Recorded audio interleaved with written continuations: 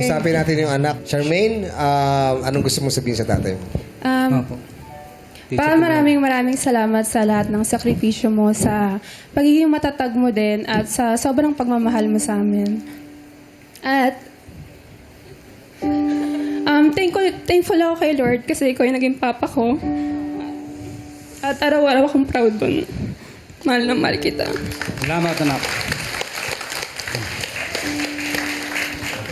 Andiyan na ba yung asawa ni Ayun po. tatay? Andiyan ba si Opo, ayun po. nanay? Kaya ma'am, Maria Fe, ano po mensahe nyo kay Tatay Ramon? Thank you sa lahat-lahat ng inaan mo sa amin, pinagkakaroon mo sa amin. Kahit alam ko minsan pagod ka na kahit may nararamdaman ka, bumabiyahe ka pa rin para sa amin. Ingat ka lang lagi sa pagbiyahe mo, mahal na mahal kita. Oh. Sino naman itong nasa gitna? Siya ba yung apo, pamangkin? Anak ko rin po yun. Yun po yung pangatlo ko. Siya si Rian. Rian. Hi, Rian. Anong gusto mong sabihin sa tatay mo? Thank you po dahil nandyan ka lagi sa tabi namin. Mag-ingat ka palagi sa biyahe.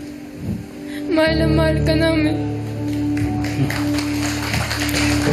Gusto kong tanungin si nanay, kasi si Tatay Ramon, tumutulong pa rin sa mga magulang.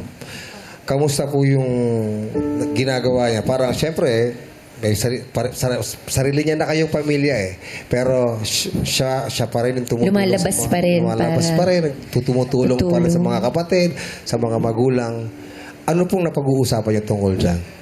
Para sa akin po, okay lang naman po na magbigay niya. Kasi magulang niya po yun. Magulang ko na rin po yun. Tsaka magulang na po ako. Alam ko yung pakiramdam na yung walang-wala. Tapos nandyan yung anak ko para sa akin. Ganun po.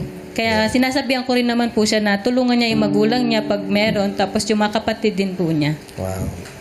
Okay. Kasi hindi lahat, iba-iba ang pamilya. Iba-ibang uri ng pamilya.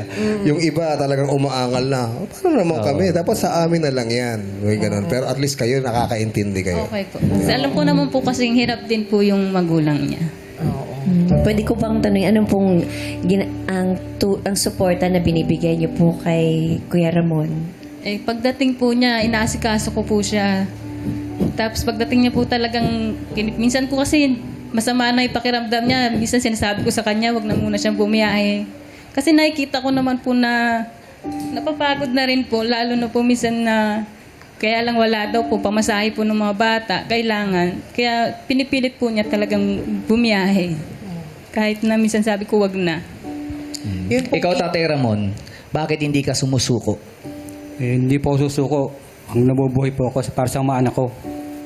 Kasi pangarap ko po, lahat sila mapagtapos. Kasi ako po, nung tier din ako na baril tatigo, gusto ko po mag-aral. Kaya lang hindi po ako napag-aral Kaya sa mga anak ko na lang, hanggang nabubuhay ako, tatapusin ko yan. Alam mo, sobrang hirap ng trabaho ng isang tricycle driver. Dahil bukod sa mahaba ang pila, Panahon. Sa yung init, tapos marami pa ngayong alternative na Mode of sasakyan. transportation. Yes. Oo. So mahirap talaga. Gusto kong tanongin ng mga anak, ano yung maipapangako nyo sa tatay nyo bilang kapalit lahat ng mga sakripisyong ginagawa para sa pamilya mo? Pinapangako ko sa iyo pa, lahat ng sakripisyo mo or sacrifice mo is magiging worth it yan soon. Pinapangako ko yan. Si Rian. Pinapangako ko po na mag-aaral ng mabuti at makakapagtapos. Yun malaking regalo yung para sa mga magulang nyo, yung makapagtapos kayo ng Yun talaga pag-aaral. yung pangarap ni tatay para sa kanila. Correct.